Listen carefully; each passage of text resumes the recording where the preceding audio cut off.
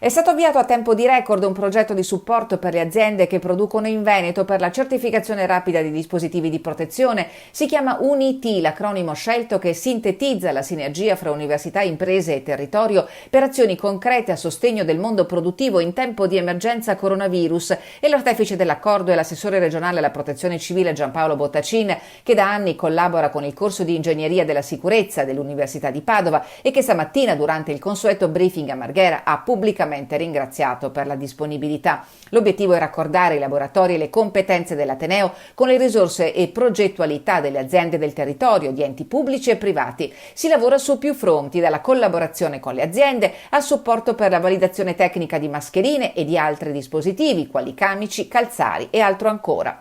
A questa iniziativa, oltre a Università degli Studi di Padova, danno il loro contributo la Regione Veneto, ARPAV, Confindustria Veneto, Union Camere Veneto, Protezione Civile, Vigili del Fuoco, INAIL e Istituto Superiore di Sanità.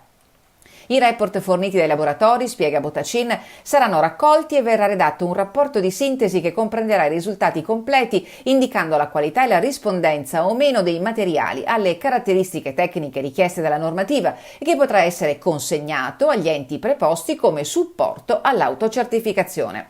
Tra i dispositivi da certificare anche quelli realizzati da Grafica Veneta per la Regione.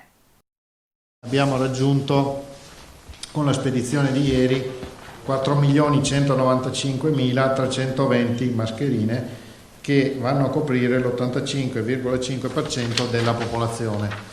È previsto l'arrivo di un ulteriore contingente questo pomeriggio che verrà distribuito domani, e credo che se non arriviamo al 100% ci avviciniamo di molto.